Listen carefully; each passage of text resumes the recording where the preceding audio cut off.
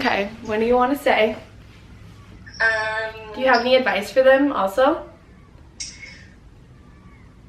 Don't take any wooden nickels. What does that mean? Figure it out. Don't what? Take any wooden nickels. Okay, well, I'll call you later when I'm done. Bye, love you. Bye, Ellie. What's up, guys? In today's video, I'm going to be doing another Let's Talk video. So if you guys are new to my channel, don't forget to subscribe. I do these every so often. I love just like sitting down and talking to you guys, and I feel like I haven't had the chance to do that. I just haven't. It's just a mess. But if you guys are new, don't forget to subscribe. It would mean so much to me. And yeah, I just love sitting down and talking to you guys. So I asked you guys on Instagram if you guys want to ask me questions. It could literally be anything, advice, favorite beauty products, anything like that. So I screenshotted them and I'm going to answer them for you guys here. So let's just get started. First question is, do you see yourself moving to LA when you graduate? So originally I always said no, because I always was like, I just don't really feel like LA would be somewhere that I would want to live. It's a cool place to visit, but it's not somewhere where I want to live. But recently, Natty has been talking about me and her moving there. She's like, will you please move with me? And I never really pictured myself moving there. And then I was like, well, I mean, if I lived with Nat, I feel like that wouldn't be bad. I feel like that would actually be like such a fun time for us. So potentially, but I really don't know. That's still a year from now, so who knows. How do you combat the feeling of not being good enough? I feel like when you're feeling insecure or you're feeling like you're not good enough for someone, it's really all in your head. I mean, sometimes it's other people saying things to you, but for the most part, it's in your head. And you honestly just have to remind yourself, like, I am the only person whose opinion matters. I just have to remind myself, like, when I'm thinking or comparing myself to other people and being like, well, they're doing that or they have this and I don't have that. Like, I just have to really remind myself, like, your mind is like so sacred. So like what you're telling yourself and what you're feeding yourself is how you're gonna feel. So if every day you're telling yourself like, oh my gosh, they're better than me because they have this, or they're better than me because I have that, or you just keep feeding yourself negative things, you're going to feel negative about yourself, like no matter what. So you just have to always remind yourself, like every day in the morning, like I normally like will read a devotional, or honestly like little things. If I start being like, oh my god, like if I see someone and I'm like, wow, like they look like that and I look like this, I have to remind myself like, no, you know what, like you liked yourself before you saw that picture, so you like yourself after. It's just one of those things where you have to remind yourself of positive things about yourself so that you can kind of combat the negative comments. Also, just a side note, I'm really obsessed with this. It's a bodysuit. Okay, I'm wearing sweatpants, but it's a bodysuit and it's open back and it's so freaking cute. And my spray tan is really messed up on my arms. So I was like, turtleneck is what's happening. How did you get over someone when you never got closure? I am pretty used to giving myself closure. Like, that sounds so sad, but I just really never get it. So I'm used to like giving myself closure, and honestly that's like the worst feeling, is like something ending, like whether it be like a relationship or honestly just a friendship in general. It can be anything. Like if it just ends abruptly and you don't get closure, it's really hard to kind of like make sense in your own head of like what went wrong, or like, you know, you just start having like negative thoughts and like doubts in your head. Honestly, I just have to be like, you know what, like if that person wasn't supposed to be in my life, then they're not supposed to be in my life. They're the ones who are not giving me closure, and like they're not giving me what I need. But you know what, that's them, that's their personality. You have to just let them do what they need to do. That if that's the type of person that they are, then that's just how they work. You can't change other people. If other people are not giving you what you need, they're not giving you the closure, they're not giving you, you know, feedback on like different things, you can't change how they are. That's just how they function, and like you literally can't change that. So you just have to, you know, remind yourself like, you know what, if they're not going to give it to me, then like I just need to move on and get over it. And like that's really all I can tell you, because that's just how my brain works. You know, there's been situations where like I've not gotten closure, and then like almost a year later or like 8 months down the road, like that person has been like, you know what, like I am really sorry, and then it's like that closure. So maybe you won't have closure immediately, but later on down the road you will. And honestly, like not even a conversation with the person is what needs to give you closure. Like it could just be like something you're thinking about one day and you're like, you know what, I'm over it, and like that's how you'll give yourself closure, if that makes sense. Have you drank yet? So many people are asking me if I've drank or gotten drunk or whatever because I turned 21 in August, and I literally get questions about it all the time. No, I haven't, and my reasoning for that is because I wasn't not drinking because I'm not 21. A lot of you guys are like, oh, like she doesn't drink, like she's not 21 yet, she's following the rules. That's not why I'm not drinking. I just don't really care to drink, and I don't really ever have the urge to drink. So no, I haven't drank yet. I don't think I will. Maybe when I'm like older, maybe I'll like wine or something. I don't know. It's just really like not my thing. I don't know. Sometimes it's just not people's thing. It's not my thing. Is it okay going back to my ex who hurt me? But I feel like it's just the past and I want to work this out better. Honestly, it really depends on the situation and how things ended, because I've always been the type of person, like if I break up with someone, if me and someone like literally are in a relationship and we break up, like I'm very final in that decision. Like if we are dating and we break up with each other, like I will probably not ever want to go back to that relationship. Like there's a reason we broke up. Obviously if it's like cheating or it's, you know, something else, I genuinely feel like it's just not my thing. But at the same time, I know so many people who like have literally broken up for like a year and like literally gone and see other people and then have got back together, they're married and like happy, and that's them. And so I'm just, so sometimes I think about it and I'm like, am I being too close-minded by like not wanting, by being anti like get back with your ex? Honestly, I don't know. Like the answer is I don't know, because it really depends on the situation. I've also been in situations where I'm talking to someone and maybe things weren't going how I wanted them to, and so we separated and we took a break, and then it's like, you know what, I realized like, no, that's not what I'm trying to do. I'm not trying to have a break. I'm trying to be with this person. So it really depends on how the situation ended. Cheating for me is the only thing where I genuinely see myself never getting back with him. If it was a situation like that where like you really don't have that trust with that person anymore, I don't see you personally being able to work through it, but that's just me. That's my personality. I would not be able to get over it. I'm sorry, but like I can't. There's literally no way. So if it was a situation like that, if it was something else and you guys maybe broke up for a distance, you're going to college, or you broke up because I don't know, you just were like, oh, I'm kind of bored in the relationship, maybe that's why you guys broke up. I don't know.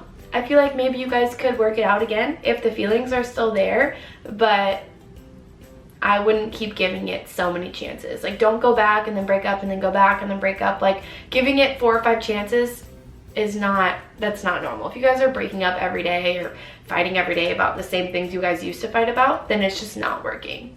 What's the best way to tell if a boy is actually interested in you?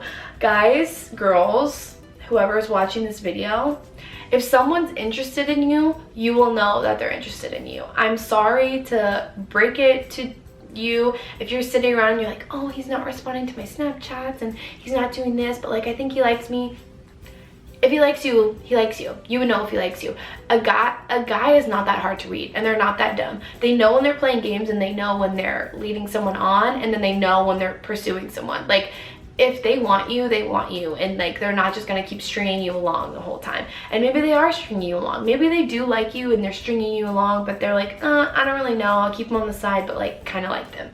That's not, you guys don't have time for that, okay? It's just not worth it. Honestly, if a guy is interested in you, they will outright show that they're interested in you. They'll make an effort to hang out with you. They'll be texting you all the time, or they'll FaceTime you, or they'll want to hang out, you know, things like that. But I mean, if those signs aren't there, then it might just be in your head.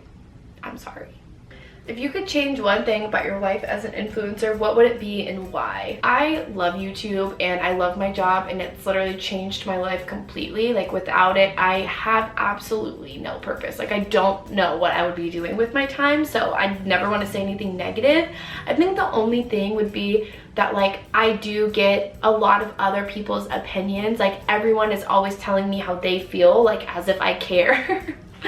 Like everyone just thinks that their opinion is valid, and it's like, this is my life, I'm gonna do whatever I want. And I think sometimes it really bothers me, and it bothers me that sometimes I feel like I can't say certain things or be a certain type of way because I don't want to face other people's opinions and other people's telling me how they feel about it. It's not really that like, oh, like I can't say what I want to say and like I'm being fake with you guys, because honestly my main, like, that's my number one thing. It's like I always want to put the most honest, real version of myself on the internet. Like, I really do.